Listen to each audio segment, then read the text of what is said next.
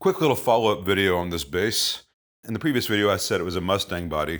I was brain fart, sorry, it's a Jaguar bass body, which is a short scale bass, and someone put an aftermarket full scale P-bass neck on. They didn't get the new bridge quite square to the strings, but it's fine. The intonation is now set, and they're much more logical places. It was way too flat. The radius at the bridge was way too flat for the radius of the neck, so that's been adjusted. So it's no longer fretting out in the middle of the neck on the D and G strings, where the owner thought he had a dead spot. We'll check that in just a second, because that can still be an issue on P-bass necks, but much better. I've got the pickup height set, the intonation set, the action set, the relief set. The builder had copied the Jaguar wiring, like on the Jaguar guitars, but did a series parallel switch instead of that weird rhythm thing, the low mid attenuation that's in the Jaguar.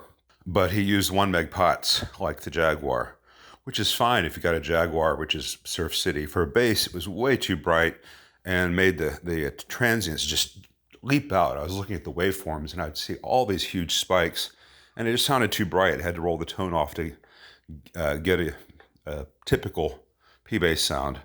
So I did not change the pots, but I did some little resistor tricks to make this 250K and this one 500K, because you can always get a little bit of high end with it on 10, more of a traditional sound, just rolling it back slightly as opposed to halfway. And I think the sound is improved. So here's both pickups in parallel.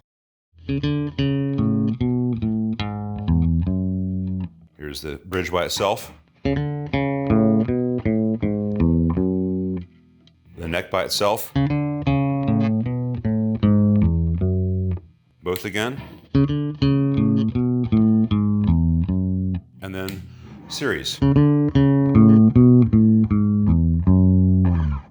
So if I want it to go a little bit darker, say just using the neck by itself.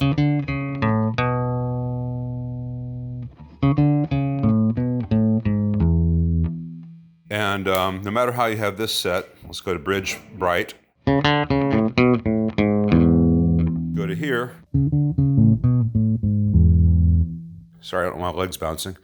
I can't stop my leg. It stopped. Even when you're on the rhythm circuit, though, that series parallel is still in effect.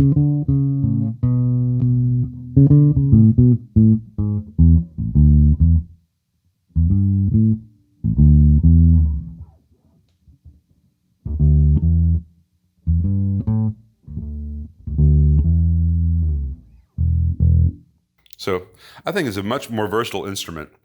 The neck dive is such that, yeah, it would benefit from some ultralight hip shot tuners, some real ones, not any more knockoffs. I don't know if this is a knockoff, but I suspect so, given that plating corrosion, which is very odd. I've not run into that before. Maybe interacted with the finish. I don't know, but it was nasty. It no longer is. And all the little haze that I had on here polished out nicely.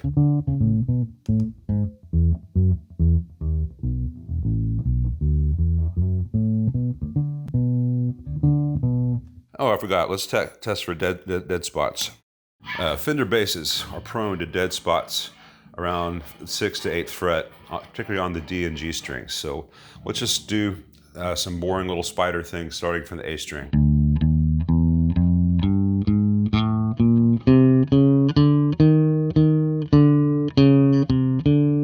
A little bit of a one on the 7th fret.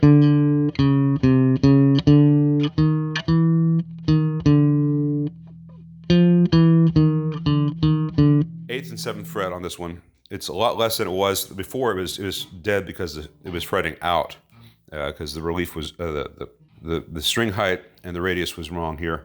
Let's see if it's on both pickups. Yeah.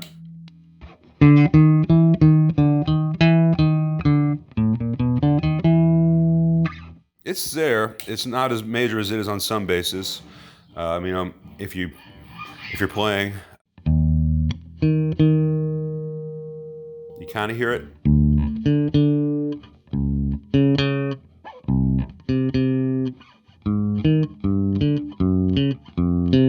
If you're not doing a held note, it's not as noticeable. by that versus or. There's a little bit of a rattled string rattled there. The owner really liked playing this bass, and I could raise that up and get rid of it, but I think he likes that little bit of growl it gives.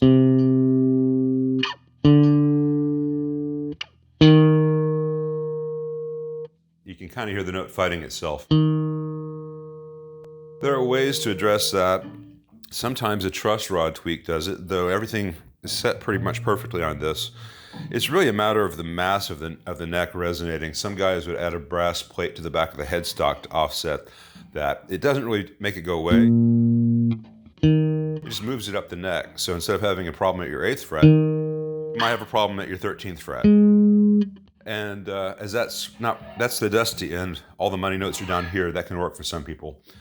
I would say that now it's fairly minor. Most people won't notice. And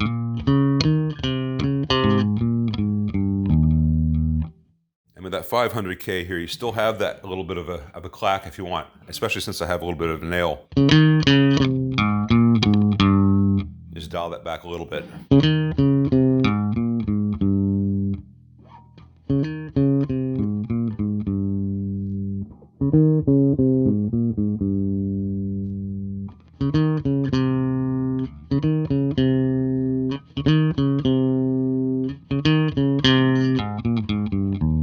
So it's a lot less bright than it was, but you go to the jazz setup in parallel, you still have all the.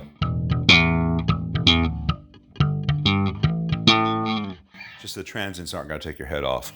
And if the owner finds it too dark, it's just a matter of me lifting these 3 screws and undoing 1 or 2 resistors back to how it was with the 1 megs. I just found them difficult with those transients. Nothing's worse than difficult transients.